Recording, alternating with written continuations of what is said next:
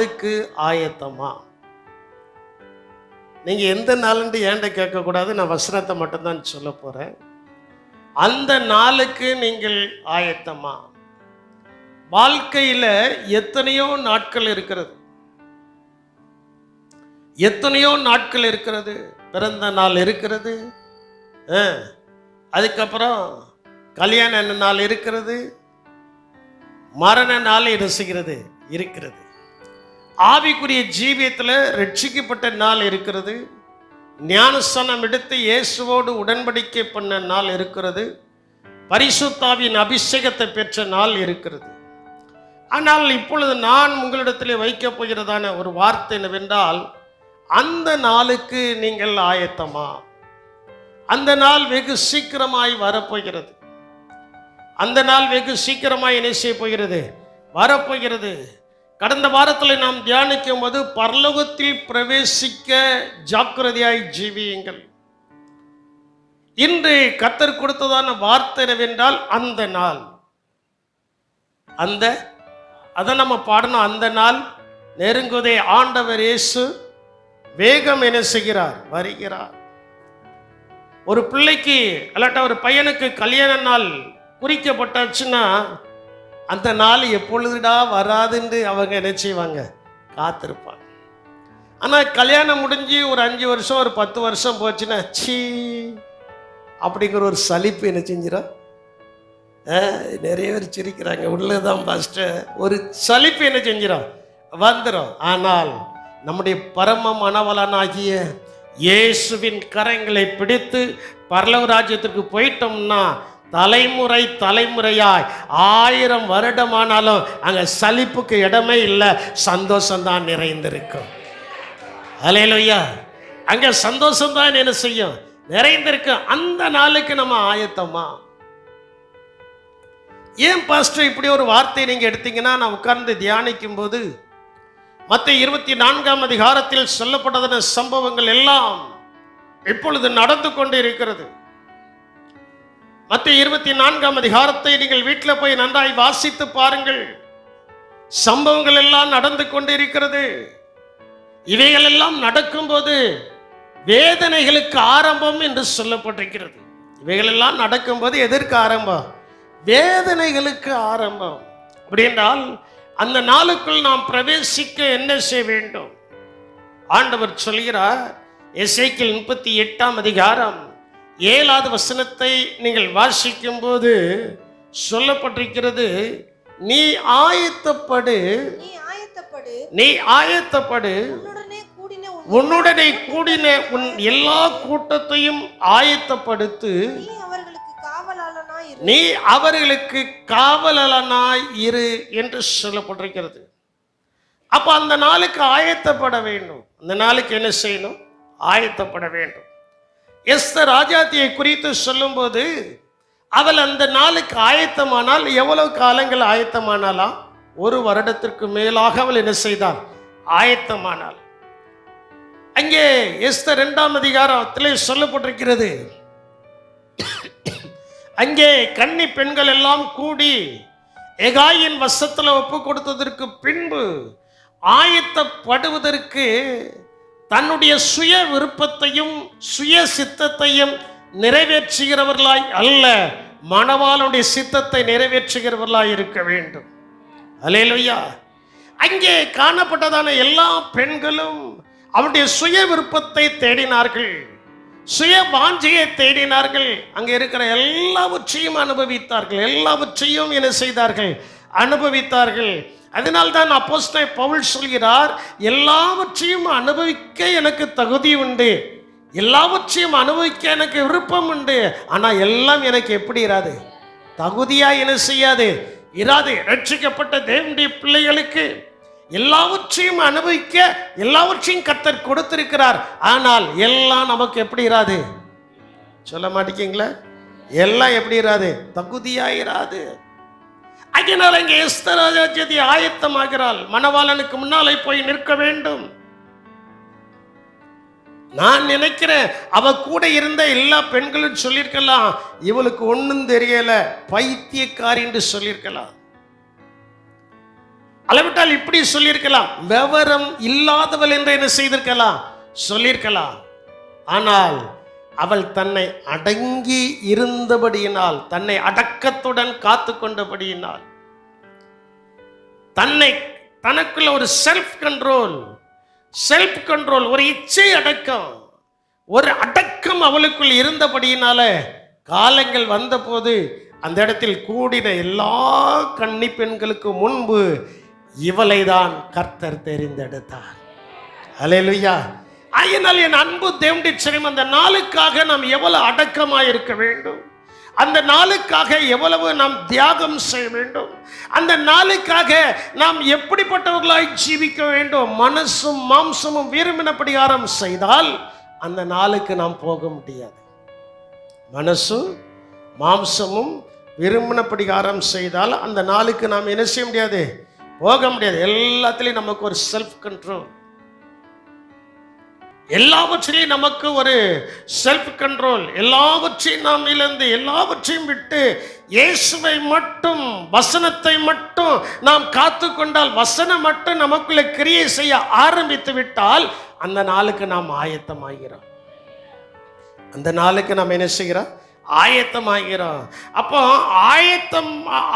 ஆயத்தம் இல்லை என்றால் அந்நாளில் வரும் சரியான அழிவுக்கு நாம் தப்ப முடியாது.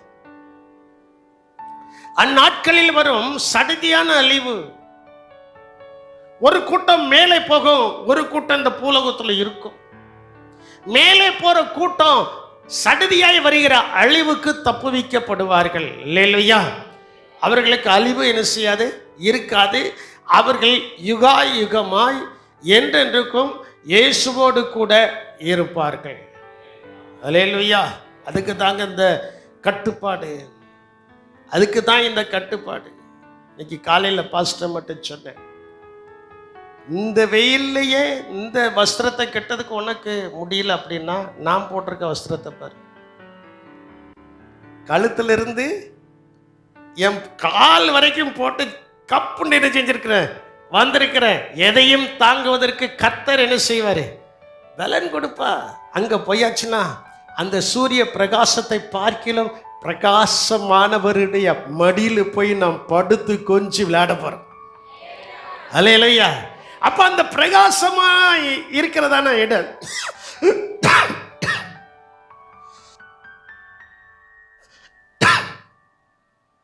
அந்த இடத்துல அந்த இடத்துக்கு போனா சடுதியான அழிவிலிருந்து நாம் தப்பு வைக்கப்படுகிறோம். இன்னைக்கு அநேகருக்கு அது தெரிய மாட்டேங்குது.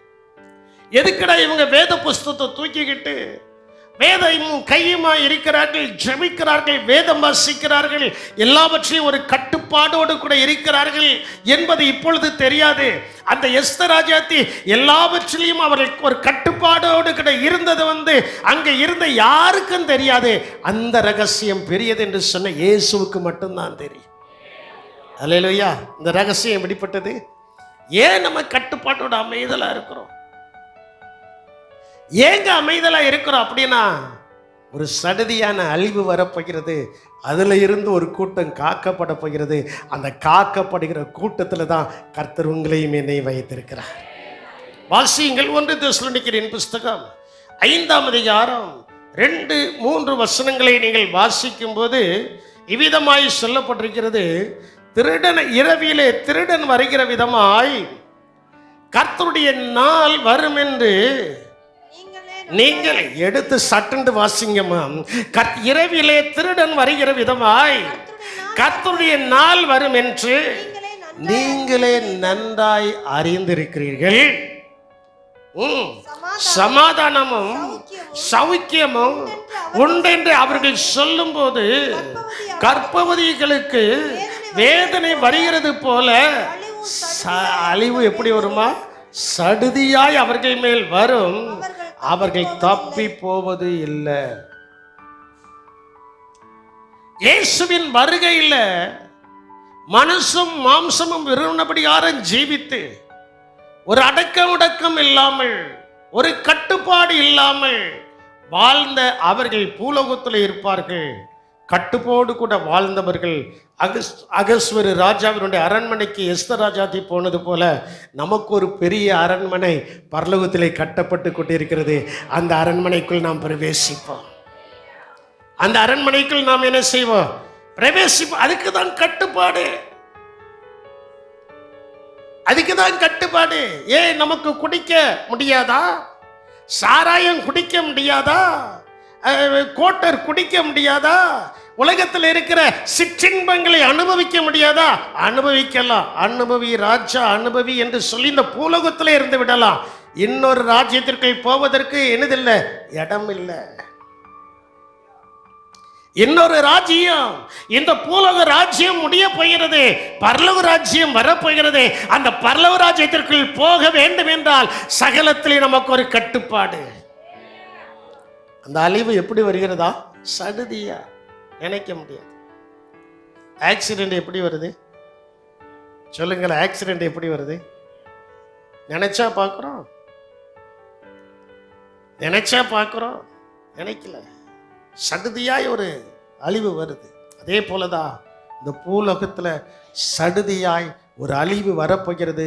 அதிலிருந்து நாம் தப்ப வேண்டும் என்றால் ஆயத்தமாக இருக்க வேண்டும். அதிலிருந்து நான் தப்ப வேண்டும் என்றால் ஆயத்தமாக என்ன செய்யணும்? இருக்க வேண்டும். அதை குறித்து செப்பனியா சொல்லும்போது அழகாய் சொல்கிறார். அந்த நாளை குறித்து செப்பனியா தீர்க்கதரிசன புஸ்தகம் 1ஆம் அதிகாரம் 14 முதல் 16 வசனங்களை நீங்கள் வாசிக்கும் போது அந்த கர்த்தருடைய நாள் எப்படி இருக்கும் என்று அவன் சொல்கிறான். கர்த்தருடைய பெரிய நாள் சமீபமாய் இருக்கிறது.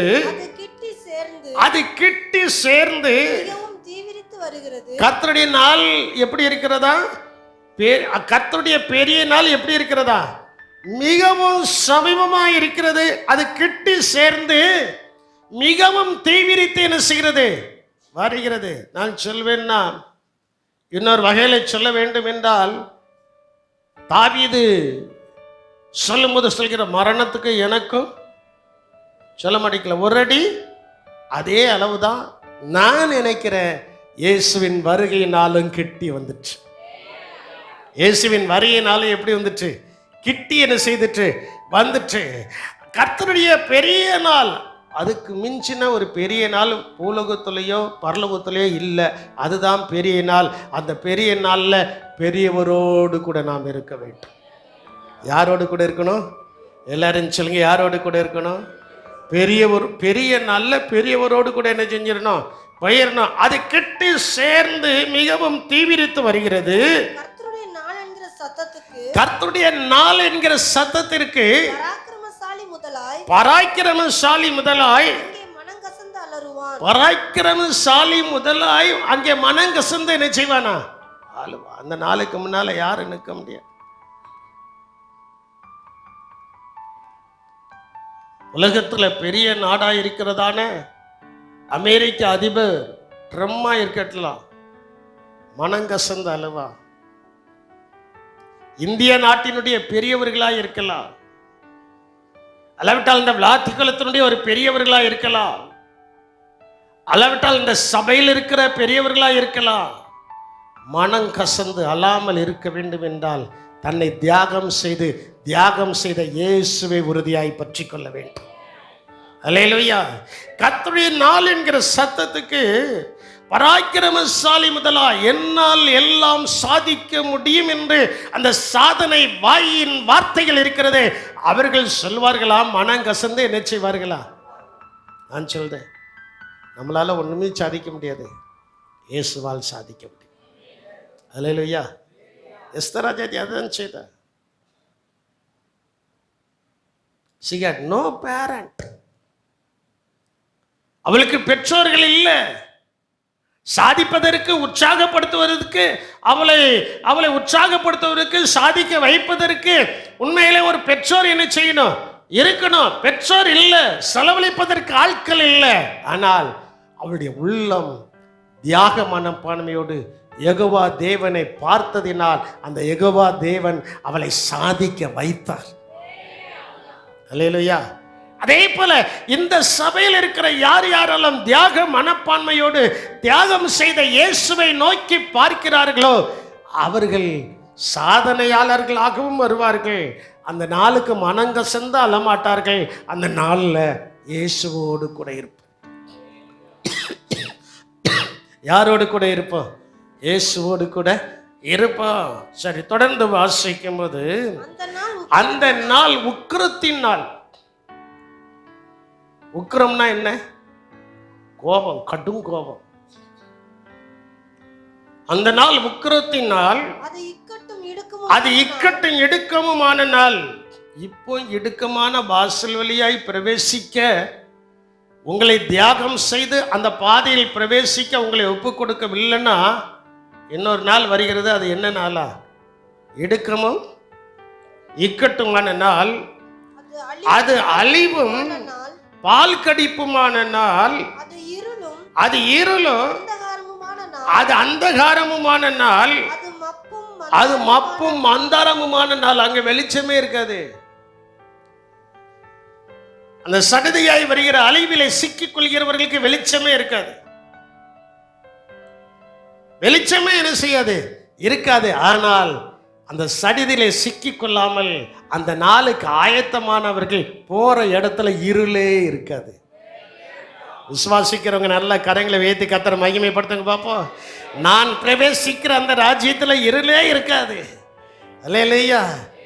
இருள் இல்லாத ஒரு ராஜ்யம், ஆட்டுக்குட்டியானவர் வெளிச்சத்தை கொடுக்கிற ராஜ்யம், இயேசுவே பிரகாசமா இருக்கிற அந்த ராஜ்யத்திற்குள்ள என் வாழ்க்கையில் காணப்படுகிற எல்லா அந்தகாரத்தை இருளையே நீக்கி வெளிச்சத்தின் பிள்ளைகளாய் நடந்து அந்த ராஜ்யத்தில் கர்த்தர் நம்மை கொண்டு போய் நிறுத்த போகிறார். அல்லேலூயா. எவ்வளவு அழகாய் சொல்லப்பட்டிருக்கிறது. அது அழிவும் பால் கடிப்புமான நாள், அது இருளும் அந்தகாரமுமான நாள், அது மப்பும் மந்தாரமுமான நாள். சிலர் சொல்லுவாங்க, மப்பு பிடிச்சலை தான் பாரு சொல்றாங்க. கேள்விப்பட்டிருக்கீங்களா? அப்போ அது ஒரு நாள் இருக்கு. அந்த மப்பு நம்மளை விட்டு கலரணுன்னா மப்பு இல்லாதபடி இயேசுவை ஆராதிக்கணும். அங்கே மப்பு பிடிச்சவங்க அவங்கெல்லாம் பரலோகத்துக்கு போக முடியாது. அது பரிசுத்தமான இடம், சுத்தமான இடம். அசுத்தவான்கள், பொய்யர்கள், அநியாயம் செய்கிறவர்கள் யாரும் அந்த ராஜ்யத்துக்குள் என்ன செய்வதில்லை, போவதே இல்லை, போக முடியாது. அதனால என் அன்பு தேவனுடைய ஜனமே, அந்த நாளை குறித்து சொல்லப்பட்டிருக்கிறது. இன்னும் தொடர்ந்து நீங்க 16வது வசனத்தை வாசிக்கும் போது, அது அரணிப்பான நகரங்களுக்கும் உயரமான கொத்தளங்களுக்கும் விரோதமாக எக்காலம் ஊதுகிறதும் ஆர்ப்பரிக்கிறதுமான நாள். அதான் 1 தெசலோனிக்கேயர் 4 அதிகாரத்தில் சொல்லப்பட்டிருக்கு. பார்த்தீங்களா? அது உயரமும் கொத்தளங்களும் அரண்யப்பான நகரங்களும் இல்ல, அந்த நகரத்துக்கு விரோதமாக எக்காலம் ஊதுகிற நாள். அவர் தாமே ஆரவாரத்தோடும் பிரதான தூதனுடைய எக்கால சத்தத்தோடு வானத்திலிருந்து கீழே இறங்கி வருவார். வானத்திலிருந்து கீழே என்ன செய்வார்? இறங்கி வருவார். அப்பொழுது கிறிஸ்துவுக்குள் மரித்தவர்கள் முதலாவது எழுந்திருப்பார்கள். பின்பு உயிரோடு இருக்கிற நீங்களும் நானும் இந்த சரீரத்தில் அல்ல, ஒரு மறுரூப சரீரம் நமக்கு கொடுக்கப்படும். அதுக்கு தான் கர்த்தரை ஒழுங்காய் ஆராதிக்க வேண்டும். அல்லேலூயா. அந்த மறுரூப சரீரம் நமக்குள்ள வந்துட்டுன்னா ஒரு இமை பொழுதுல, ஒரு நொடி பொழுதுல இயேசுவோடு கூட இருப்போம். அதான் ரகசியம். அதான் என்னது ரகசியம்? அந்த நாளினுடைய ரகசியம் அதுதான். அந்த நாளுக்காக நம்ம ஆயத்தமாக வேண்டும். அந்த நாளுக்காக என்ன செய்யணும்? ஆயத்தமாகணும். ஆராதனைக்கு வரும்போது எத்தனை பேர் ஆயத்தமாக வந்திருக்கீங்களோ எனக்கு தெரியாது.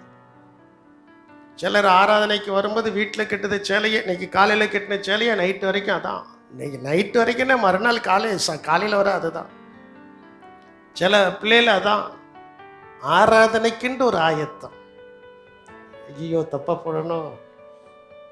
ஆராதனைக்குன்ட்டு ஒரு ஆயத்தம். ஆராதனைக்குன்ற ஒரு ஆயத்தம் இந்த பூலோகத்திலேயே இருக்க வேண்டும் என்றால், பரலோகத்துக்குன்ற ஒரு ஆயத்தம் இல்லை என்றால் அந்த பரலோக ராஜ்யத்திற்குள் பிரவேசிக்க முடியாது. அல்லேலூயா, அல்லேலூயா. பரலோக ராஜ்யத்திற்குள் என்ன செய்ய முடியாது? பிரவேசிக்க முடியாது. அதனால்தான் அந்த நாளில் எக்காலம் ஊதப்படும். அப்போஸ்தலன் பவுல் அது அழகா சொல்றாரு பார்த்தீங்களா? அவர் தாமே ஆரவாரத்தோடும் சொல்லுங்க, பிரதான தூதனுடைய சத்தத்தோடு தேவ அப்படியே எக்காலம் துணிக்கும்.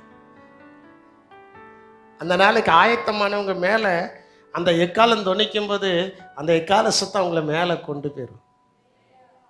நீங்கள் அலையிலேயே சொல்ல மாட்டீங்க.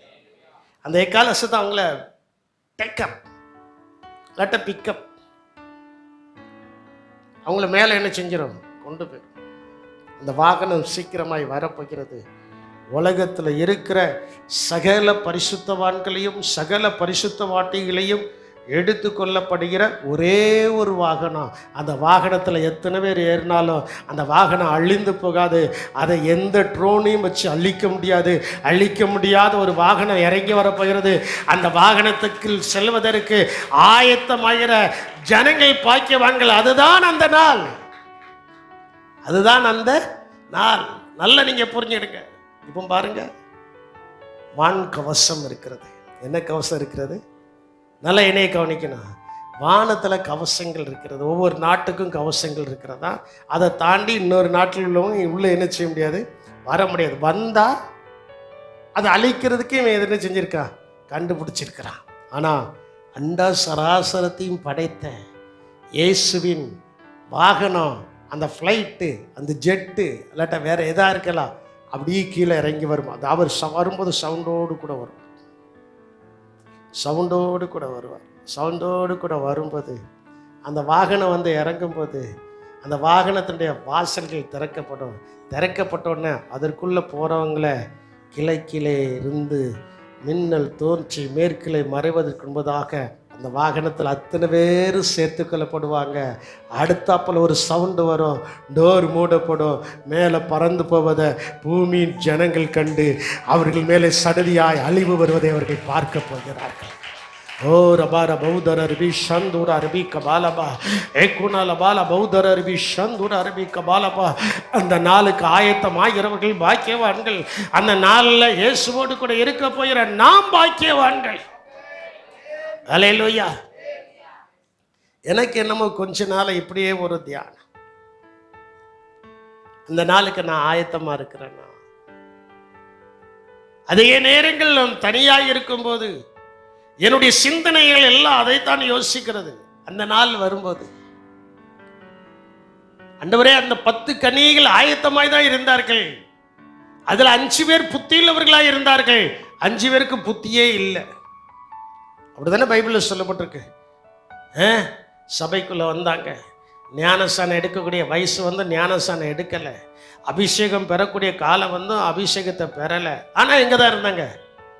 சொல்ல மாட்டேங்க. எங்கே தான் இருந்தாங்க? சபைக்குள்ளே தான் இருந்தாங்க.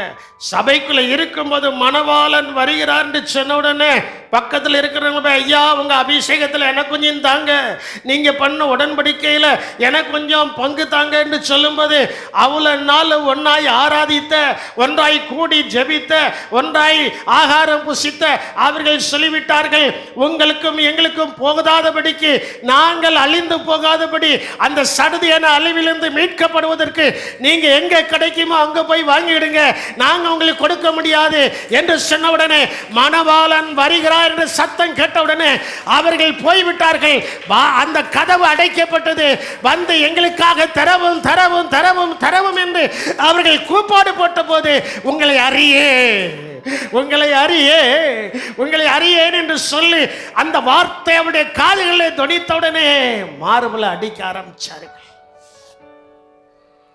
என் ஜனமே, அந்த நாளுக்கு நீங்க ஆயத்தமா? ஏதோ ஆராதனைக்கு வேற ஏதோ ஆராதனை முடிஞ்சு போறோம், என் ஆத்மாவை இப்போ போட்டு ஆசீர்வாதம் சொன்னா ஓடுதோம். இல்லை, அந்த நாளுக்கு ஆயத்தமா? அந்த நாள் வரும் என்று சொன்னார்.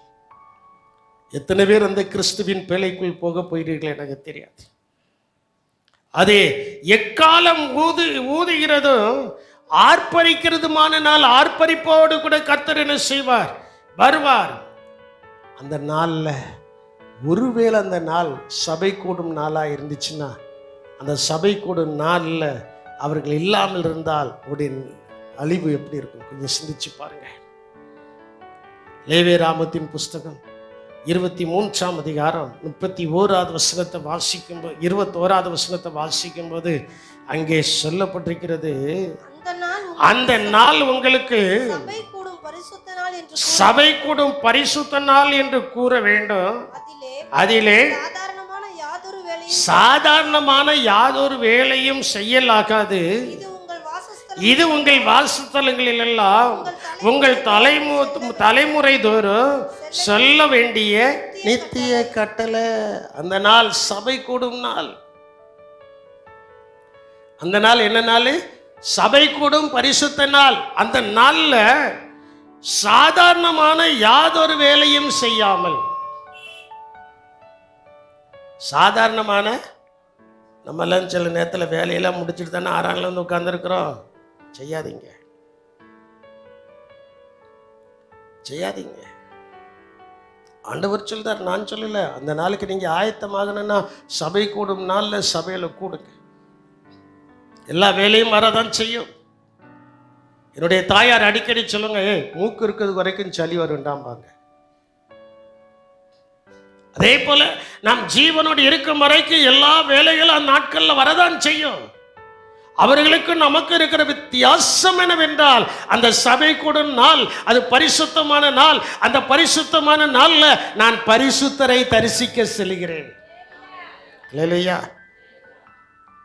அன்னைக்கு எனக்கு கிடைக்கிற ஒரு 1000 ரூபாய் போச்சு, 2000 ரூபாய் போச்சு, 5000 ரூபாய் போச்சு. 5000, 2000, 10,000, 20,000 காட்டிலையும் ஒரு பெரிய பரிசு உங்களுக்கு காத்திருக்கிறது. அந்த பரிசை கொடுக்க இயேசு வருகிறார். அந்த பரிசை கொடுக்க யார் வரா? இயேசு. இதோ நான் சீக்கிரமாய் வருகிறேன், அவனவன் கிரியைகளுக்கு தக்க பலனை என்னோடு கூட என்ன செய்கிறேன்? கொண்டு வருகிறேன். அந்த நாள் நமக்கு வெகுமதிகளை ஆண்டவருடைய கரத்தில் இருந்து பெறுகிறதான நாள். தேவ கரத்தில் அந்த நாள் சபை கூடும் பரிசுத்த நாள். இன்னைக்கு சபை கூடும் பரிசுத்த நாள். என் மேல ஒருத்தர் சொன்னாங்களே கம்ப்ளைண்ட்டு, ஏன் அவங்க ஆராதனைக்கு வர மாட்டேக்காங்க அப்படின்ட்டு கேட்கும்போது, ஞாயிற்றுக்கிழமை வீடு பிரதிஷ்டை வச்சுருந்தேன், அவர் என் வீட்டில் வந்து ஜெபம் பண்ண வரல. நான் சொன்னேன், 1 கோடி ரூபா கொடுத்தாலும் வரமாட்டேன். அந்த 1 கோடி ரூபாயை காட்டிலையும் எனக்கு எந்த நாள் எங்கே தான் முக்கியம்? சபை கூடும் இடம்தான். முந்தின நாள் 2 பேரும் போய் ஜெபம் பண்ணிட்டு வந்துட்டோம். அதனால இன்னைக்கு இது வரைக்கும் ஆராதனைக்கு வரலையா? பரவாயில்லை. அப்போ அவங்க ஒரு வார்த்தையை சொல்லியிருக்கணும், ஆராதனைலாம் முடிச்சதுக்கு அப்புறம் சாயங்காலமாவது என் வீட்டுக்கு வாங்கன்னா சாயங்காலம் என்ன செஞ்சிருக்கலாம்? போயிருக்கலாம். ஆராதனை விட்டுட்டு என்னால வர முடியாது. ஸ்ட்ராங்கா சொன்னேன். அந்த நாள் சபை கூடும் நாள், அது பரிசுத்தமான நாள் என்று கூற வேண்டும். அந்த நாள் எப்படிப்பட்ட நாள்? அதனால தான் உங்கள் வீட்டில் என்னைக்காவது ஞாயிற்றுக்கிழமை ஏதாவது ஃபங்க்ஷன் வச்சுட்டு பாஸ்டர் வரலன்னா அவர் வரமாட்டார்.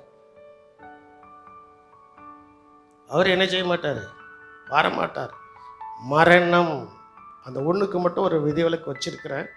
அதுவும் ஆராதனைக்கு முன்னால் யாரையாவது அனுப்பி எல்லாத்தையும் ஆயத்தம் செய்துட்டு ஆராதனை முடிஞ்சதுக்கு அப்புறம் தான் அடக்கம் பண்ண வருவேன். ஆராதனை முடிஞ்சதுக்கு அப்புறம் தான். உதாரணத்துக்கு சொல்கிறேன், என் சம்பந்தர் என்னைக்கு இருந்தார்? ஞாயிற்றுக்கிழமை, சனிக்கிழமை நைட்டில், ஞாயிற்றுக்கிழமை அதிகாலையில் தான் இறந்தார். நான் ஞாயிற்றுக்கிழமை தான் பார்த்தேன். பார்த்ததுக்கு அப்புறம் உடனே போக முடியுமா? முடியாது. ஆராதனை முடிச்சுட்டு திங்கக்கிழமை ஒரு மேரேஜ் ப்ரோக்ராம் கேன்சல் ஆகக்கூடாது, அதுக்குரியதை ரிஜிஸ்டர் எல்லாத்தையும் கொண்டு போய் பேட்டையில் கொடுத்துட்டு சொல்லிவிட்டு நம்ம வேலைகளில் என்ன செய்யக்கூடாது? விட்டு கொடுக்க கூடாது. ஆராதனையை முடிச்சுட்டு சந்தோஷமா அதுக்கப்புறம் தான் போனேன். நீங்கள இருந்தால் என்ன செய்வீங்க? நீங்கள் சிந்திச்சு பாருங்க. அந்த நாள் சபை கூடும் பரிசுத்த சபை கூடும் நாள்ட்டு மட்டும் முடிக்கூடாது. இந்த வசனத்தில் இருக்கு, அந்த நாள் சபை கூடும் பரிசுத்த நாள். பரிசுத்தத்தை பரிசுத்தமாய் ஆசரிக்கும் போதுதான். பரிசுத்தம் இல்லாமல் ஒருவரும் கர்த்தர் என்ன செய்வதில்லை, தரிசிப்பது இல்லை. அதனால்தான் மனோட்ட சொல்லியிருக்கேன், இல்லை நான் ஞாயிற்றுக்கிழமை இறந்தா என்னை இதே மாதிரி ஷேவ் பண்ணணும், அவன் தான் ஷேவ் பண்ணணும் சொல்லியிருக்கேன். ஷேவ் பண்ணாமல் பெட்டிக்குள்ளே வச்சுட்டான்னா மன்னிக்கவே முடியாது. நீட்டாக ஷேவ் பண்ணி நல்ல வஸ்திரம் போட்டு பெட்டியில் வச்சு எல்லாரும் கர்த்தரை ஆராதிக்கணும். ஏன்னா ஒருத்தரும் ஆமைன்னு சொல்ல மாட்டேங்க. நாங்கள் எங்கள் ஆவிக்குரிய தகப்பன்னு அப்படி தானே அனுப்பினோம். அவர் இறந்தது சனிக்கிழமை, அடக்கம் பண்ணது திங்கக்கிழமை, ஞாயிற்றுக்கிழமை எங்கே ஆராதனை நடந்துச்சு? சபையில் அவர் பாட்டில் படுத்திருக்காரு. நம்ம பாட்டில் கர்த்தரை ஆராதிக்கணும். மரித்தோர் தங்கள் மரித்தோர் என்ன செய்யட்டும், அடக்கம் பண்ண. நீ என்னை பின்பற்றி என்ன செய்வா? அதுதான் அந்த நாள், அதுதான் அந்த நாள். பரிசுத்தவான்கள் சொல்கிறதான காரியம் அதுதான். பாஸ்டர் அன்புதாஸ் ஒருத்தவங்க இறந்துட்டாங்க. ராமேஸ்வரத்தில் இருக்கிறதான கிருபாசன சபையினுடைய பிரசிடென்ட் இறந்துட்டாரு. அவர் ஆறாயிரம் முடிஞ்சதுக்கு அப்புறம் தான் போய் எல்லாரும் என்ன செய்தாங்க, அடக்கம் பண்ணாங்க. பரிசுத்தவான்களுடைய மாதிரியை பின்பற்றுங்கள். பரிசுத்தவான்களுடைய மாதிரியை என்ன செய்யுங்கள், பின்பற்றுங்கள். அந்த நாள் சபை கூடும் நாள், அது பரிசுத்தமான நாள், அது கர்த்தரை ஆராதிக்கிறதான நாள், அது கர்த்தரை என்ன செய்கிறது, ஆராதிக்கிறதான நாள். இன்னும் கூடுதலாய் சொல்லப்பட்டிருக்கிறது, அந்த நாள் உங்களுக்கு நினைவு கூறுதெல்லாம் நாளாக இருக்கும். சபைக்குள்ளே வந்தாச்சுன்னா இயேசுநாதர் இருக்கிறார். 6 நாள் முடிஞ்சு 7வது நாளில் உள்ளே வரும்போது இயேசுநாதர் இருக்கிறார். அங்கே என்ன வசனம் சொல்லப்படுது, அந்த வசனம் நமக்குள்ளே என்ன செய்யணும், நினைவு கூறணும். யாத்திராமத்தின் புஸ்தகம் 12ஆம் அதிகாரம் 14வது வசனத்தை நீங்கள் வாசித்து பார்க்கும்போது, அந்த நாளை நினைவு கூர்ந்தால் வாதை அவருடைய கூடாரத்தை அணுகாது. வாதை அவருடைய கூடாரத்தை என்ன செய்யாது, அணுகாது. அப்படிதான் என் கையில் இருக்கிற வேதாகமம் சொல்கிறது. 12ஆம் அதிகாரம் 14வது வசனத்தை வாசிக்க கேட்போம். அந்த நாள் உங்களுக்கு நினைவு கூறுதலான நாளாய் இருக்க கடவுது. அதை கர்த்தருக்கு பண்டிகையாக ஆசரிப்பீர்களாக. அதை உங்கள் தலைமுறை தோறும் நித்திய நியமமாக. பாருங்க, அந்த நாளை, இந்த சபை கூடு நாளை தலைமுறை தோறும் என்ன செய்யணுமா, நித்திய நியமமாக நீ என்ன செய்ய வேண்டும், ஆசரிக்க வேண்டும். வேதவசனம் சொல்லுதுங்க. ஏன்னா இது ஒரு கடைசி காலம். இந்த கடைசி காலத்தில் நான் உங்களுக்கு இந்த வேத வசனத்தை எடுத்து சொல்லணும்னா, நீங்கள் உங்கள் மனம் போல ஜீவித்து வருகையில் கைவிடப்பட்டாச்சுன்னா அன்னைக்கு ஒரு குற்றத்தை முன்வைப்பீங்க. ஆண்டவரே எங்களுக்கு சொல்லலையே, இன்னைக்கு சொல்லியாச்சு. இன்னைக்கு என்ன செய்தாச்சு, சொல்ல மாட்டேங்கல, சொல்லியாச்சு. அந்த நாள் நினைக்கணும். இந்த 12ஆம் அதிகாரத்தில் 1வது வசனத்திலேருந்து நீங்கள் வாசிக்கும்போது, அங்கே பஸ்கா ஆட்டுக்குண்டி ரத்தம் எங்கே தெளிக்கப்பட்டிருக்கு, வாசல் நிலையில் என்ன செய்யப்பட்டிருக்கு. அப்போ இயேசுவின் ரத்தம் என்னை மீட்டிருக்கிறது என்று சொல்கிறவர்கள் அதை நினைவு கூற வேண்டும். அல்லேலூயா. இயேசுவின் ரத்தம் என்னை நினைவு செய்திருக்கிறது, மீட்டிருக்கிறது. இயேசுவின் ரத்தத்தினால கழுவப்பட்டவங்களுக்கு மட்டும்தான் அது நினைவு கூறுதலின் நாள். எல்லாருக்கும் கிடையாது. எத்தனையோ பேர் இந்த தெருவில் இருக்கிறவங்க எத்தனையோ பேர் இருக்கிறாங்க, அவங்களாம் நினைவு கூர்ந்து இங்கே வந்து உட்கார்ந்துருக்கிறாங்க. அவங்களை காட்டில் நாம் விசேஷித்தவர்கள். அந்த விசேஷித்தவர்களாகிய நாம் அந்த நாளை நினைவு கூறும்படி இந்த ஆலயத்துக்குள்ளே வந்திருக்கிறோம். அல்லேலூயா. அந்த நாள் எப்படி நமக்கு இருக்குமா, இன்னும் கொஞ்சம் அழகாய் சொல்லும். அந்த நாளுக்கு நாம் போவதற்கு நம்முடைய உள்ளம் வந்து பாரம் அடையக்கூடாது. சில நேரங்களில் என் உள்ளமும் பாரம் அடையுது. நான் உள்ளதை சொல்லிக்கிறேன், என் உள்ளமும் பாரம் அடைஞ்சு சில நேரத்தில் இந்த இஞ்சி தின்ன குரங்கு மாதிரி, இந்த கொக்கு மாதிரி இப்படி உட்காந்துக்கிட்டே இருப்பேன். அப்போ தான் பாஸ்டமாக வருவாங்க, என்னத்தை யோசிச்சுட்டு இருக்கீங்க, அந்த கொக்குக்கு ஒரு யாரும் அங்கே தானே இருக்கு. சில அந்த இருதயம் பாரம் அடையாதபடி அந்த நாளுக்கு நம்முடைய இருதயம் என்ன செய்யக்கூடாது? பாரம் அடையக்கூடாது. பாரம் உலகத்தில் இருக்கிறது வரைக்கும் இருக்கதான் செய்யும். அந்த நேரத்தில் கர்த்தர் யாரையாவது அனுப்புவார், உடனே அந்த பாரம் கீழே இறங்கிடும். அல்லேலூயா. வாசிங்க லூக்காவின் சுவிசேஷம் 21ஆம் அதிகாரம் 34வது வசனத்தை நீங்கள் வாசிக்கும் போது, உங்கள் இருதயம் பெருந்தீண்டியினாலும் வெறியினாலும் லௌகிக கவலைகளினாலும் பாரம் அடையாதபடிக்கும் நீங்கள் நினையாத நேரத்தில் அந்த நாள் உங்கள் மேல் வராதபடிக்கும் பி கேர்ஃபுல். அவ்வளோதான். எப்படி இருக்கணுமா? அந்த நாள் உங்கள் மேல் வராதபடிக்கு என்ன செய்யணுமா? என்ன? உங்கள் இருதயம் பெருந்தீண்டினால். இந்த பெருந்தீண்டி அதிகமாக பெருக போய் தான் கேஸ் தட்டுப்பாடு வந்துச்சு. நிறைய ஹோட்டலில் ஆம்லேட்டும் போட மாட்டேங்க, எதுவும் போட மாட்டேங்க. சரி, கடந்த நாட்களில் நாங்கள் தூத்துக்குடி போயிருந்தோம். அந்த ஹோட்டலில் சாப்பிட உட்காந்துருந்தோம். சார், சாப்பாடை தவிர வேறு எதுவும் கேட்காதீங்க, வெரைட்டி ரைஸ்லாம் கிடையாது, அது கிடையாது, இது கிடையாதுன்ட்டாங்க. இந்த ஹோட்டலுக்கு போனால் எப்போதும் எல்லாருக்கும் கிடையாதுன்ட்டான். அது அப்போ அந்த பெருந்தீண்டிக்கு ஒரு முற்றுப்புள்ளி வைக்கிறது ஒரு பஞ்சம். பெருந்தீண்டினாலும் ரெண்டாவது இப்போ தான் வெறி பிடிச்சி தானே அலையுதாங்க, வெறி பிடிச்சி தானே அலையுதாங்க. எதை எடுத்தாலும் வெறித்தனமாக ஏதாவது ஒரு காரியத்தை செய்துட்டு போய் மாட்டிடுதாங்க. அதெல்லாம் நம்மகிட்ட இருக்கக்கூடாது. நம்ம எப்போதுமே சாஃப்டானவர்கள். இல்லையா? சொல்ல மாட்டேங்க. என் காது சில இடத்துல கேட்காதுன்னு சொல்லியிருக்கிறேன். இல்லையா? வெரி நம்ம சாஃப்டானவர்கள். நம்ம எப்படிப்பட்டவங்க?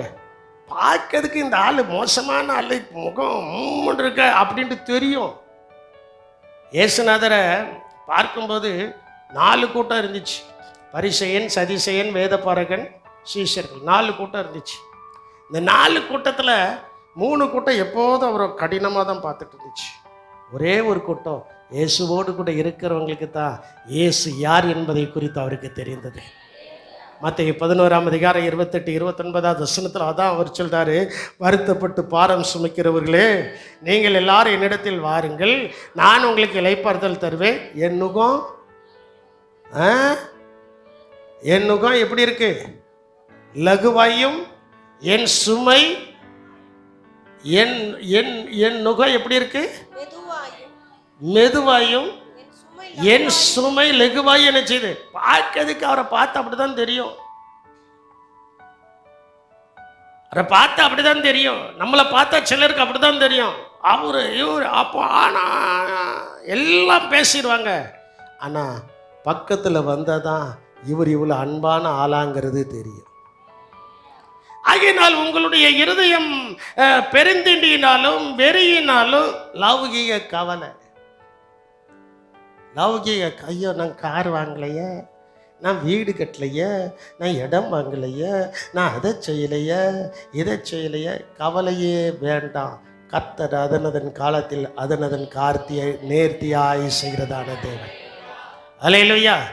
அவருக்கு தெரியும் எப்போ யாருக்கு என்ன கொடுக்கணும்ட்டு. நம்மளாம் அவசரப்பட்டு ஒன்று வாங்கினா அது நல்லா இருக்காது. நம்மளாம் அவசரப்பட வேண்டிய அவசியம் இல்லை. லௌகிக கவலைகளினாலும் உங்கள் இருதயம் பாரம் அடையாதபடிக்கு அந்த நாள் உங்கள் மேல் வராதபடிக்கு நீங்க எப்படி இருங்க? எச்சரிக்கையா என்ன செய்யுங்க? இருங்க, எச்சரிக்கையா இருக்கும். அந்த நாள் நம்ம மேலே வராதபடிக்கு நம்ம எச்சரிக்கையா இருக்கணும். ஏன்னா அந்த நாளில் பாதி பேர் தூங்கிட்டு இருப்பாங்க, பாதி பேர் தெளிந்த புத்தி உள்ளவர்களாக இருப்பாங்க. தூங்கிட்டு இருக்கவங்களை குறித்து ஒன்றுமே செய்ய முடியாது. தெளிந்த புத்தி உள்ளவர்கள் இயேசுவோடு கூட இருப்பார்கள். அல்லேலூயா. அதை வாசியுங்கள். 1 தெசலோனிக்கேயரின் புஸ்தகம் 5ஆம் அதிகாரம் 4 முதல் 8 வசனங்களை நீங்கள் வாசிக்கும் போது அங்கே சொல்லப்பட்டிருக்கிறது, சகோதரரே, அந்த நாள் திருடனை போல உங்களை பிடித்து கொள்ளத்தக்கதாக நீங்கள் அந்த காலத்தில் இருக்கிறவர்கள் அல்லவே. ஏன் ஆண்டவர் திருடனை போல என்று சொல்லியிருக்காரு? திருடன் சொல்லிட்டா வருவான்? உங்க வீட்டுக்கு திருடன் சொல்லிட்டாரா?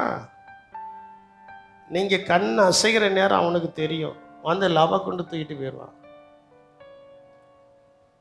அதே போலதான் நம்முடைய பரிசுத்தத்தை நாம் இழந்த நேரம் தெரியும். அந்த நேரம் இயேசுவின் வருகை வந்தால் நம்முடைய நிலவரம் ரொம்ப பரிதாபம். அல்லேலூயா. அதனால பரிசுத்தத்தை இழந்து விடக்கூடாது. சுத்தவான்களாக இருக்கணும். பஞ்சங்கள் இருக்கலாம், கஷ்டங்கள் இருக்கலாம், துன்பங்கள் இருக்கலாம், துயரங்கள் இருக்கலாம். அதுக்கு ஒரு நல்ல உதாரணத்தை இயேசு சொல்கிறார். லாசருவை பாருங்க. அவன் வாழ்க்கையில எதையாவது நல்லது அனுபவிச்சானா? எதையுமே நல்லது அனுபவிக்க முடியல. ஒரு சாப்பாடு, நல்ல சாப்பாடு சாப்பிட முடியல. ஒரு நல்ல வஸ்திரம் உடுக்க முடியல. அவன் சரீரத்தில் அவ்வளவு பலவீனம். நாய்கள் வந்து அவனுடைய புண்ணை என்ன செய்ததா? அவன் பாருங்க, அவ்வளவு கொடுமையா இருந்தாலும் அவனுக்கு ஒரு நல்ல ஞாபகம் இருந்தது. அந்த நாள் என்னை பரிசுத்தமாய் பரிசுத்த இடத்தில் கொண்டு போய் நிறுத்தும் நாள். அல்லேலூயா, அல்லேலூயா. இங்க ஐஸ்வர்யவான் சம்பூர்ணமாய் சாப்பிட்டான், மினுக்கான வஸ்திரங்களை உடுத்தான், நல்ல சுகபோகமா வாழ்ந்தான். 2 பேருக்கும் ஒரே போல மரணம் வந்துச்சு. மரணம் வந்த அடுத்த நிமிஷமே தேவ தூதர்கள் இறங்கி வந்தாங்க, லாசருவை கொண்டு போயிட்டாங்க. இங்கேயும் ஒரு தூதன் வாரான், இருட்டு அடிஞ்சு கருத்த வேஷத்துல பள்ளியை நீட்டிக்கிட்டு கண்ணை உருட்டிக்கிட்டு வாரான். வா மாப்பிள்ள வா அப்படின்னு கீழே கொண்டு போயிட்டான். எங்க கொண்டு போயிட்டான்? கீழே கொண்டு போயிட்டான். கீழே கடந்து மேலே பார்க்குறான். ஐயோ லாசருலா, என் வீட்டில் கீழே இருந்தவன் இப்போ எங்கே இருக்கிறான்? சொல்ல மாட்டேங்கிங்களே. லாசர் எப்படி இருந்தான்? ஐஸ்வர்யன் வீட்டில் எங்கே தான் இருந்தான்? கீழே தான் இருந்தான். ஐஸ்வர்யவான் இப்படி இருந்தான். இப்போ காரியம் மாறுதலாயிரு செஞ்சுட்டு முடிஞ்சிட்டு இவன் இப்படி போயிட்டான், இவன் இப்படி வந்துட்டான். இதாங்க அந்த நாளுக்கு ஆயத்தமாக இருக்க வேண்டும். அல்லேலூயா. அந்த அந்தகாரத்தில் இருக்கிறவர்கள் அல்லவே நீங்கள் எல்லாரும் வெளிச்சத்தின் பிள்ளைகளும் பகலின் பிள்ளைகளுமாய் இருக்கிறீர்கள். நாம் இரவுக்கும் இருளுக்கும் உள்ளானவர்கள் அல்லவே. நாம் இருளுக்கும் இரவுக்கும் உள்ளானவர்கள் அல்லவே. நம்ம போற இடம் வந்து வெளிச்சமா இருக்கும். நம்ம போற இடம் எப்படி இருக்கும்? அங்க இருளே இருக்காது. அங்கே என்ன செய்யாது? இருளே என்ன செய்யாது? இருக்காது. அது ரொம்ப வெளிச்சமான இடம். அது ரொம்ப வெளிச்சமான இடம். அந்த வெளிச்சமான இடத்துல இருளே இருக்காது. இந்த உலகத்துல இருள் இருக்கும். எதுக்குன்னா தூங்குறதுக்கு. இருள் இல்லைன்னா யார் தூங்குவா? 24 மணி நேரமும் வேலை செய்வதுக்கு நம்ம ஆட்கள் ரெடியாக தான் இருக்கிறாங்க. ஆனால் ஆண்டவர் தூக்கத்துக்குன்ட்டு அந்த இரவை படைச்சிட்டார். அல்லேலூயா, அல்லேலூயா. ஆனால் பரலோகத்தில் இருளே இருக்காது. ஆட்டுக்குட்டியானவரே அதனுடைய வெளிச்சமாக என்ன செய்கிறார்?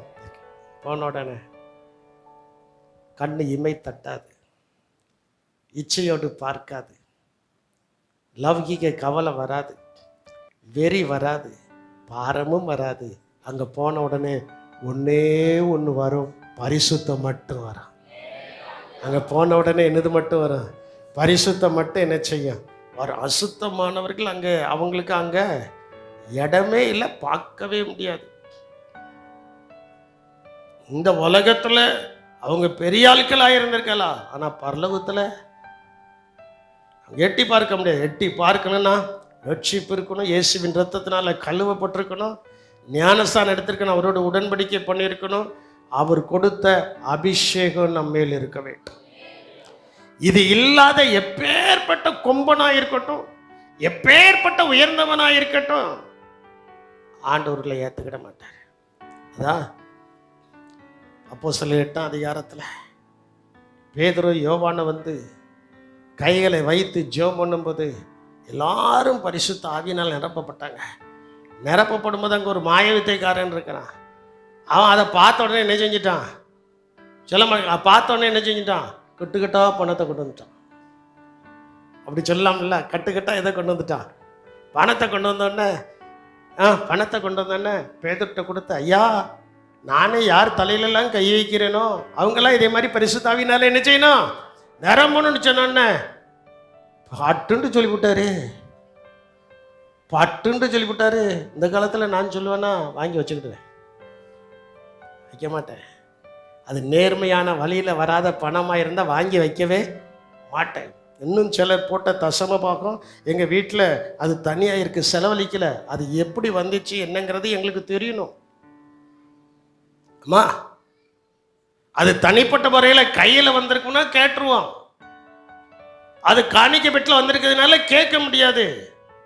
அவங்களா ஒரு நாள் வந்து சொல்லுவாங்க, அவங்களா ஒரு நாள் எங்ககிட்ட வருவாங்க. அன்னைக்கு அவங்கள்ட்ட என்கொயரி பண்ணிட்டு தான் அதை செலவழிக்க முடியும். இங்க பேதனிடத்தை போய் யா பட்டுண்டு ஒரு வார்த்தையை சொல்லிட்டு வரும், பணம் இப்படி நான் ஒரு வார்த்தையை சொல்லிட்டா என்னை நீங்க விட்டு வைப்பீங்களா? இந்த மனுஷன் நாசமா போட்டு இந்த மனுஷன் சர்ச்சுக்கு எவன் போவான் அப்படிங்கிற என்ன செஞ்சிடும் வந்துடும். அவன் அப்படி சொல்லிவிட்டான். எதற்காக இதை நான் சொல்கிறேன் என்றால், இரவும் இருளுக்கும் அங்க எந்த பணக்காரன் ஏழை என்கிற வித்தியாசம் இல்லாத ஒரே ஒரு இடம்தான் தேவனுடைய ராஜ்யம். அல்லேலூயா. அங்க போனா பணக்கார ஏழை குண்டு நண்டு நெட்டை குட்டை பட்டை எதுவுமே கிடையாது. அங்கே ஒரே ஒன்று தான். அவர்கள் எல்லாரும் தேவ தூதர்களைப் போல, அவர்கள் கேருபின் சேராபின்களைப் போல 24 மணி நேரமும் தன்னை ரட்சித்த தேவனை பரிசுத்தர் பரிசுத்தர் பரிசுத்தர் பரிசுத்தர் என்று அவர்கள் போற்றி கொண்டே இருப்பார்கள். அல்லேலூயா. அந்த இடத்துக்கு போறதுக்கு இரவுக்கும் இருளுக்கும் அங்கே இடமே இல்லை. ஆகையினால் தான் அடுத்த வசனத்தில் சொல்லப்பட்டிருக்கிறது, ஆகையால் மற்றவர்கள் தூங்கிறது போல நாம் தூங்காமல் விழித்து கொண்டு தெளிந்தவர்களாயிருந்து. மற்றவங்கெல்லாம் 8 மணிக்கு தூங்கி எந்திரிக்காங்கன்னா சிலருக்கு 4 மணியே காலையில் 8 மணி தான்.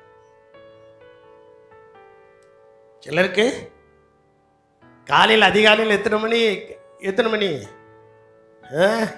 அப்படி இருந்தால் என்கிட்ட வாங்க, நான் ஒரு இடத்துல கொண்டு போய் சேர்க்குறேன். சொட்டையா பிரிஞ்சு எடுத்துருவாங்க. மிலிட்ரினா எப்படி இருக்கும்? மிலிட்ரி எப்படி இருக்கும்? ஆமாம், நம்ம நினைச்ச மாதிரிலாம் தூங்க முடியாது. அங்கேருந்து ஒரு சவுண்ட் வரும், அவன் பேசுகிற சவுண்டே நமக்கு புரியாது. இந்த குடியரசு தினத்தில் சுதந்திர தினத்தில் அவன் கட்சிதமாக வந்துட்டு என்னன்ட்டே நமக்கு புரியாது. ஆனால் அங்கே இருக்கிறவங்களுக்கு அது புரியும். அங்கே இருக்கிறவங்க அதை புரிந்து டக்குன்னு என்ன செஞ்சிருவாங்க, ஆயத்தமாகிடுவாங்க. அதே போலதான் பரலோகத்திலிருந்து இயேசு கிறிஸ்துனுடைய எக்காலசத்தை துணிக்கும் போது வெளியில இருக்கிறவங்களுக்கு புரியாது. அந்த இயேசு கிறிஸ்துவின் சத்தத்தோட பழகினவர்களுக்கும் வாழ்ந்தவர்களுக்கும் தான் புரியும். அவர்கள் தான் ஆயத்தமாவார்கள். அல்லேலூயா.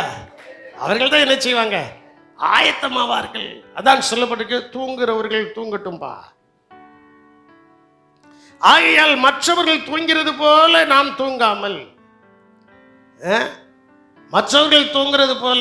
சில பிள்ளைகள் எடுத்தாச்சுன்னா 8 மணிக்கு பஸ் வரும், 7:45 டக்குன்னு எந்திரிக்க வேண்டியது, ஒரு கப்பு தண்ணி எடுத்து முகத்தை கழுவ வேண்டியது. அன்னைக்கு பவுடர் நச்சு போட்டு ஃப்ரெஷ்ஷாக போய் என்ன செஞ்சிருந்தது நின்ற வேண்டியது. தூங்கு முஞ்சி, இரவு முழுவதும் உன்னை பாதுகாத்த கர்த்தருக்கு ஒரு நன்றி சொல்லாமல் நீ போறிய கர்த்தர் எதிர்பார்க்கிறார். அல்லேலூயா. அவன் சாப்பிட்ருக்க மாட்டான், ஓடிடுறது. அங்கே கிளாஸில் எடுத்து உட்காந்துக்கிட்டு இருக்கும்போதே வயிறு கடிக்கும், பேய் கடித்த மாதிரி. ஒரு நாள் அப்படி கடிக்காது. என்னைக்கு லேட்டாக போய் சாப்பிடாம போய் உட்காந்து அன்னைக்கு எப்படி கடிக்கும், பேய் கடித்த மாதிரி என்ன செய்யும், வயிறு என்ன செய்யும், கடிக்கும். வாத்தியாரும் முடிக்க மாட்டேக்கார. நான் உள்ளதானே சொல்றேன், நான் அந்த அனுபவத்தில் வந்திருக்கேன்ல. முடிக்க மாட்டேக்கார.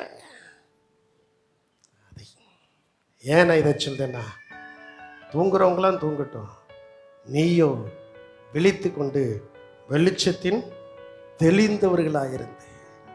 உலகத்தில் யாருக்கு தெளிவு இருக்கோ இல்லையோ, ரட்சிக்கப்பட்ட தேவனுடைய பிள்ளைக்கு ஒரு தெளிவு இருக்கணும். அந்த நாளை நாம் சந்திக்க, என் பாயிண்ட்ல தான் இருக்கு, அந்த நாளை சந்திக்க நமக்கு என்னது இருக்கணும், ஒரு தெளிவு போட்டோம். எவைகள் எல்லாம் இழக்க வேண்டுமோ அவைகள் எல்லாம் இழக்கிறதுக்கு தயாராக இருக்க வேண்டும். இழந்தவர்கள் கெட்டு போவதில்லை. இழந்தவர்கள் இழப்பை மட்டும் சம்பாதிப்பதில்லை, எத்தனை மடங்கு இழந்திருக்கிறோமோ அத்தனை மடங்குக்கு மேலாக கர்த்தர் நமக்கு கொடுப்பார். அல்லேலூயா. எல்லாத்தையும் இழந்தாச்சு.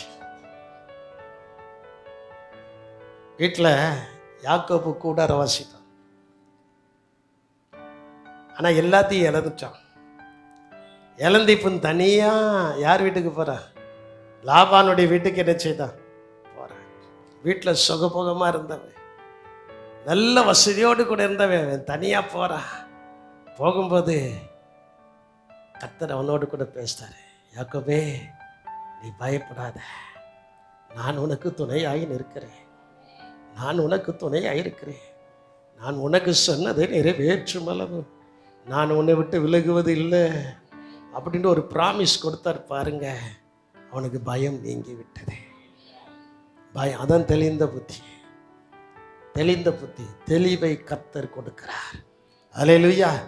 தெளிவை யார் கொடுக்கிறார்? கர்த்தர் என்ன செய்கிறார்? கொடுக்கிறார். அடுத்த வசனத்தில் சொல்லப்பட்டிருக்கிறது, தூங்குகிறவர்கள் ராத்திரியிலே தூங்குவார்கள், வெறி கொள்கிறவர்கள் ராத்திரியிலே வெறி கொள்வார்கள், பகலுக்குரியவர்களாகிய நாமோ அந்த நாளுக்கு நீங்க ஆயத்தமாய் இருந்தால், அந்த நாளுக்கு நான் ஆயத்தமாய் இருந்தால், அந்த நாளுக்கு நாம் ஆயத்தமாய் இருந்தால், பகலுக்குரியவர்களாகிய நாமோ தெளிந்தவர்களாயிருந்து விசுவாசம், அன்பு என்னும் மார்க் அவசத்தையும் ரட்சிப்பின் நம்பிக்கை என்னும் தலைசீராவையும் தரித்து கொள்ள கடவுள்.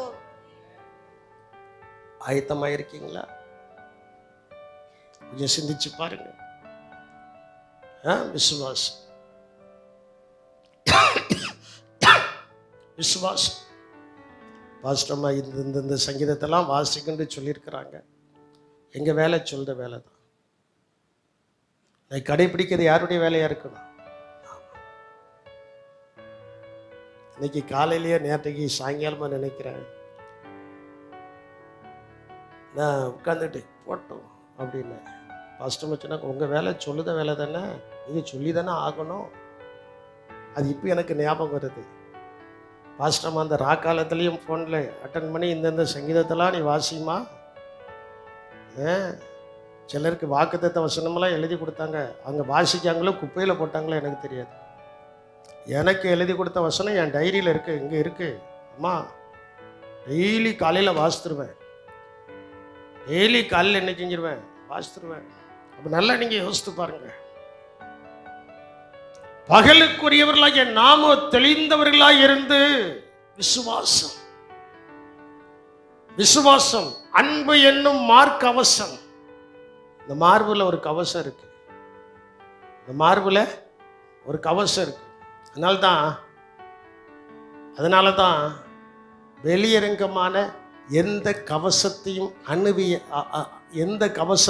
அணியாமல், வெளியரங்கமான எந்த கவசத்தையும் அணியாமல் போய் நின்றான் தாவீது. அவனுக்குள் இருந்தது அன்பு என்னும் மார்க்கவசம். வெளிப்படையான ஒரு கவசம் நமக்கு ஜெயத்தை தராது. அந்தரங்கத்தில் இருக்கிற ஒரு கவசம் நமக்கு ஜெயத்தை கொடுத்து அந்த நாளுக்கு ஆயத்தமாக்கும். அல்லேலூயா. மூன்றாவது சொல்லப்பட்டிருக்கிற ரட்சிப்பின் நம்பிக்கை என்னும் தலைசீரா. அவனை தரித்து, அவன் நல்ல தலையிலெல்லாம் கிரீடத்தை வச்சு நச்சுன்னு வந்து நிற்கிறான். இவன் தலையில் ஒன்றும் கிடையாது, சாதாரண போய் நிற்கிறான். அவன் தூசித்து பார்க்குறான். இவன் சொல்லிட்டான், எந்த தேவனை தூசிக்கிறாயோ அந்த தேவனுடைய நாமத்தினால் வருகிறேன். அந்த நாள் உனக்கு அழிவின் நாள், அந்த நாள் எனக்கு ஜெயத்தின் நாள். அல்லேலூயா. அந்த நாள் எனக்கு எப்படிப்பட்ட நாள்? ஜெயத்தினால். அதை விசுவாசிகளாக நாம் நன்றாய் புரிந்து கொள்ள வேண்டும். இப்போ நான் உங்கள்கிட்ட ஒரு வார்த்தையை கேட்குறேன். இவ்வளவு தேவனுடைய வார்த்தையை கேட்டாச்சு. அந்த நாள் இந்த நாளில் வரும்னா நான் ஆயத்தமாக இருக்கிறேன் என்று சொல்கிறவர்கள் மட்டும் 2 கரங்களை உயர்த்தி கொஞ்ச நேரம் கர்த்தரை ஸ்தோத்திரம் பண்ணுங்க. ஏன்னா நீங்கள் உங்களை முழங்கால நிற்க சொல்லலாம். முழங்கால்னா கொஞ்சம் நேரம் ஆகும், எலும்பச்சுன்னா கொஞ்சம் நேரம் ஆகும். அப்பா அம்மாண்டு எந்திரிக்க முன்னோட்டி அந்த ப்ரெசன்ஸ் உங்களை விட்டு கடந்து போயிடும். அந்த நாளுக்கு நான் ஆயத்தமாக இருக்கிறேன் என்று சொல்லுகிறவர்கள் நல்ல தலை நிமிர்ந்து உங்களுடைய 2 கரங்களையும் உயர்த்தி, அப்பா அந்த நாள் இன்னைக்கு வந்தாலும் அந்த நாளுக்கு நான் ஆயத்தமாக இருக்கிறேன். நீ கையை உயர்த்தி நீங்கள் கர்த்தரை தோத்திரம் பண்ணலன்னு வச்சுருங்களா, நீங்கள் வெட்கப்பட்டு தான் போவீங்க. நான் தேவனுடைய பிரச்சனத்தில் இருந்து சொல்லுதேன், எங்களுக்கு கொடுக்கப்பட்ட வேலை அதுதான். தேவனுக்கும் மனுஷனுக்கும் நடுவில் நின்று கர்த்தர் எங்களுக்கு சொல்ல வைத்ததான வார்த்தைகளை சொல்லுகிறேன். நல்ல கரங்களை உயர்த்தி, அப்பா அந்த நாளுக்கு நான் ஆயத்தமாக இருக்கிறேன். அந்த நாள் எப்பொழுது வந்தாலும் நான் ஆயத்தம் என்கிற வார்த்தையை நீங்கள் அறிக்கை செய்து கொண்டு இருக்கும்போது, அந்த நாள் எப்பொழுது வந்தாலும் இந்த ராஜாவுக்கு கவலை இல்லைன்னு சொல்லி அந்த எக்கால சத்தம் நம்முடைய காதில் தொனிக்க போகிறது. தொனிக்கிற அந்த நிமிஷத்தில், அந்த சன பொழுதில் தானே நாம் எல்லாரும் ஒரே வாகனத்தில் பறந்து போய் வெளிச்சம் நிறைந்த இடத்தில், இருள் இல்லாத இடத்தில், தேவ மகிமை பிரகாசிக்கிற இடத்தில், ஆட்டுக்குட்டியானவருடைய வெளிச்சத்தில் அந்த ராஜ்யத்தில் போய் நாம் அடைய போகிறோம். அந்த நாளுக்கு ஆயத்தமானவர்கள் நல்ல கரங்களின் ஓசைகளை எழுப்பி ஆவிலை நிரம்பி கர்த்தரை கொஞ்ச நேரம் ஸ்தோத்திரியுங்கள். ஆமென், ஆமென், ஆமென், ஆமென், ஆமென், ஆமென். நான் ஒரு வார்த்தை கூட இனி பேசக்கூடாது. ஆயத்தமானவங்க அதற்கு தகுந்தாற் போல நீங்க உங்களை ஆயத்தப்படுத்தி நீங்க ஸ்தோத்திரிக்கும் போது ஒரு பரிசுத்தாவின் நிறைவு, ஒரு பரிசுத்தாவின் அபிஷேகம் உங்கள் மேல ஊற்றப்படும். இன்னைக்கு 1 நிமிடம் 2 நிமிடம் கூட போனாலும் பரவாயில்லை. அந்த நாளுக்கு ஆயத்தமாகிற நேரத்தில் பரிசுத்தாவின் அபிஷேகம் உங்கள் மேல இறங்கி எல்லா அந்தகார இருளையும் கர்த்தர் உங்களை விட்டு நீக்கி, எல்லா உலகத்தினுடைய கட்டுகள் எல்லாவற்றையும் உங்களை விட்டு நீக்கி அந்த நாளுக்கு ஆயத்தமாக்குகிறதான பரிசுத்தாவின் நிறைவு இந்த சபையிலே ஒளிதரப்பட்டு கொண்டு இருக்கிறது. நான் இனி பேச மாட்டேன். நீங்க தான் இப்ப ஆண்டவரை துதிக்கணும். எவ்வளவு நேரம் நான் பேசி உங்களை உற்சாகப்படுத்திருக்கிறேன். அந்த நாளுக்கு ஆயத்தமா என்று கர்த்தர் கேட்கிறார். ஆயத்தமானவர்கள் மட்டும் நீ நாகரிகமா கரங்களை கொட்டணும் இந்த உலகத்துல தான் இருப்ப. முழு பலத்தோடு, முழு இருதயத்தோடு, முழு சிந்தையோடு உடைய கரங்களின் ஓசைகளை எழுப்பி நல்ல ஆவியில நிரம்பி ஜெபிப்பா என்று சொன்னார். உனக்குள்ளே ஒரு அபிஷேகம் ஊற்றப்படும். அந்த அபிஷேகம் உன்னை அந்த நாளுக்கு ஆயத்தமாக்கும்.